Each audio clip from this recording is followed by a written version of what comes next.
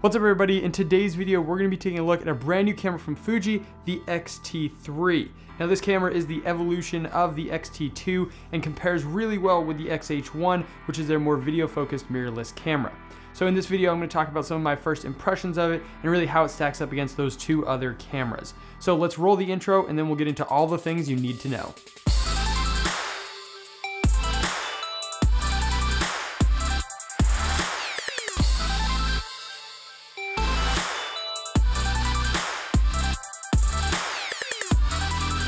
So like I said in the beginning, the Fuji X-T3 is a really good blend of the X-T2 with its smaller form factor and body style, and the video features that come with the X-H1. And it really takes all of those and then bumps them up a level and really improves pretty much everything all around. Now from the outside, the body, it looks very, very similar to the X-T2 and almost has an identical form factor to it. They have updated a few small things, like taking some of the larger buttons from the X-H1 as well as the larger mode collars, so they're a little bit easier to see and a little bit easier to move around. And they've also added a locking diopter on the EVF, so you can adjust it and then lock it down, and then you won't have to worry about it bumping when you stick it in your bag or you're just moving around accidentally rubbing against it. Other than that, this camera is almost identical. It has the same tilty, flippy screen that the X-T2 has, as well as the X-H1. It has two dual SD card slots, both of them UHS 2. And then on the other side, which this is pretty interesting and this is really nice to have, is you now have a mic input and you also have a headphone jack. So instead of having to get that extra battery plate, you have a headphone jack built in. You also have USB-C power and data transfer, so you're gonna be able to charge it through the camera in here, and then you can also transfer to your computer, so now you don't need to keep extra dongles with you. And it's really nice if you're traveling and you already have a MacBook Pro, you won't need to keep an extra charger with you as well. And then you also have a micro HDMI for sending your signal out to an external recorder, which will be important when we talk about some of the codecs later on. And then the last thing, which you might have noticed while I was talking about it and showing you all of these ports, is you can actually take off the door pretty easily. It just snaps right on. So if you're putting it in a cage or you're using any of these ports, you can take that door off without having to worry about breaking it. But be aware that if you do take off this door, it is no longer fully weather sealed. All of these ports will be susceptible to the elements like dirt and dust and water. So if it gets in there, it's definitely going to do some damage. So just be careful when you take this door off that you're not using it in any sort of inclement weather.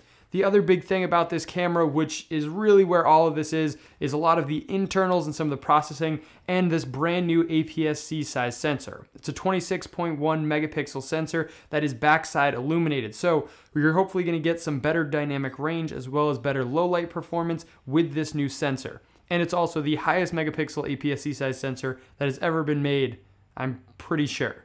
Don't quote me on that, but I'm pretty sure. Now, the one downside to this new APS-C sensor is that you don't get in-body image stabilization like you do with the X-H1. Now, this is a pretty big feature for video shooters, especially if you're doing a lot of handheld, sort of on-the-go stuff. You want to have as stable footage as possible. Now you only get it if you have a lens that has image stabilization instead of sort of comboing the lens and the in-body together to get some really smooth footage. So that's basically all of the build of the X-T3, very similar to the X-T2 if you've ever used that camera before. Now let's take a look at some of the specs and features that they've packed into this little tiny camera, which is where it really starts to pull ahead of both of the others. So let's start off with some of the video specs of the X-T3. You can get 4K 60p, which isn't in a ton of cameras right now, so it's really impressive that this little thing can do it.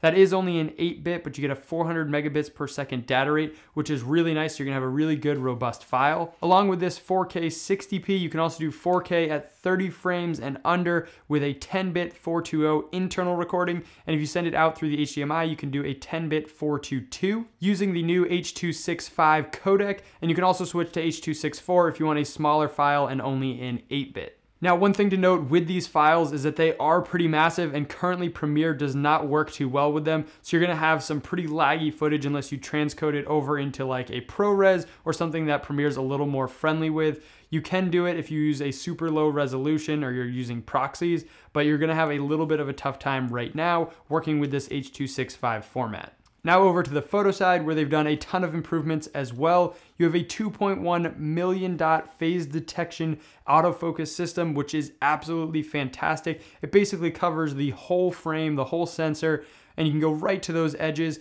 There's so many autofocus points in here and it works really, really well in video and in photo. Some really nice face tracking options with choosing which eye you want to focus on or just doing a eye face detection. So far, the autofocus has been performing really, really well, even in those lower light situations, which I think has helped due to that backside illuminated sensor. There is a new base ISO for photo, which is 160. It was 200 on the previous one, and you can actually expand that to an ISO of 80 if you want to get a little bit lower. And then where this thing really starts to kick it up is with its frames per second when shooting photos. You can do 11 frames per second on the mechanical shutter, which is using the actual actuation. You can do up to 20 frames per second with no blackout using the electronic shutter. And then it has this expanded mode up to 30 frames per second with no blackout, but you do get a 1.25 crop on the sensor, which is already a 1.5. So you're getting close to a 2x range on whatever your lens is. This is going to be a really good thing for sports and wildlife photographers who are trying to get that extra reach out of all of their lenses. So that's most of the stuff and where it's sort of stepped up and above the X-T2. But how does this compare against the X-H1 for video? Because that camera was really designed for our video shooters. Well, the one big thing that you're going to notice between the two is that the X-H1 has that in-body image stabilization and the X-T3 does not. So if that's something you need, you're definitely going to want to lean towards the X-H1. But with the X-T3, you get that better image quality with the new sensor. You have better dynamic range. You have 4K 60, 10-bit internal recording, 422 10-bit external recording, and you also have the brand new phase detect autofocus system, which is absolutely fantastic, and you get that edge-to-edge focus coverage. So I definitely think that this camera, the X-T3, is a very viable option for hybrid shooters who are trying to do photo and video. You have a ton of options with all the film simulations that Fujifilm is known for, give you a really good and unique look, as well as having a small compact body and giving you some really great video features to really step up and compare against a Sony mirrorless camera or even the new Canon and Nikon mirrorless. And the biggest difference between those cameras is that they are all full frame cameras, where this is an APS-C smaller sensor. So you're gonna get a little bit different feel, a different depth of field, and you're not gonna have quite as wide of a view as you can get with those full frame cameras. Earlier in the week, we asked all of you if you had any questions about the X-T3, so we're gonna answer some of those for you right now. So the first one is from Fernando, and he's asking if there is the same paint that is on the X-T3 as there is on the X-H1.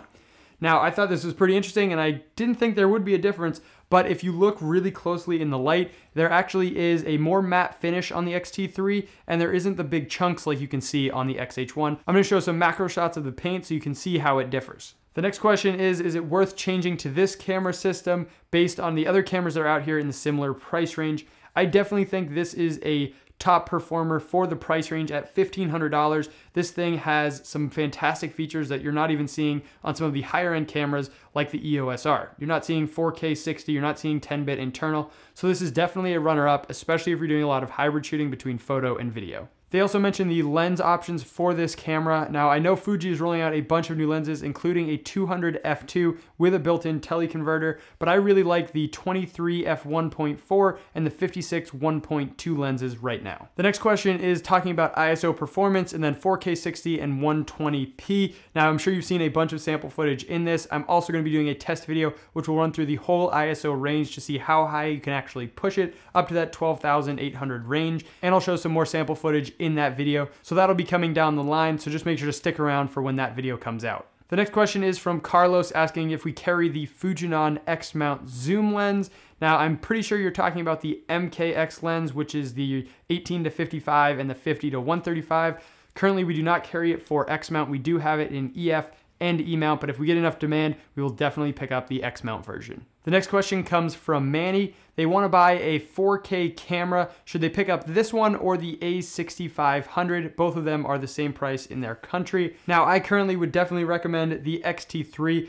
Going over all of the features that you've seen in this video, there's definitely a lot more packed into this camera for a similar price point if you're willing to go the Fuji route. I really like the Fuji color over Sony, and I really like a lot of the features that they've packed into this tiny little camera, and I'm excited to see what they do down the line. So I got two more quick questions to answer. The first one is my opinion on shooting external 422 versus internal 420, or ProRes versus the 400 megabits per second. Obviously, the external recording, the 422 10-bit, is going to be a better image and more robust to work with, but the internal is a very solid thing to work with if you don't want to get an external recorder.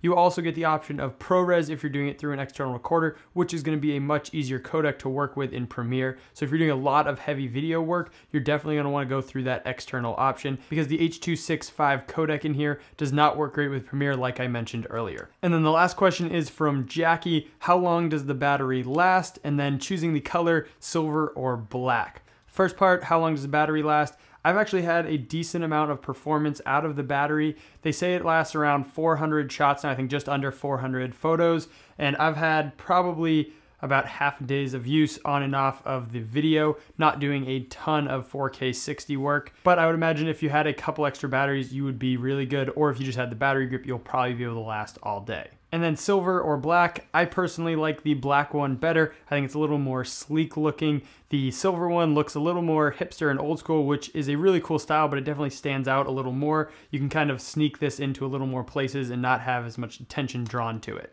So I think that's going to wrap it up. I hope you guys got something out of this video on the X-T3. If you guys have any questions about it, make sure to leave them in the comments below. And if you want to go pick one up, there'll be links in the description below that help support the channel. If you want to see more videos just like this, make sure to hit that like button, subscribe for new videos every single week, and I'll see you in the next one.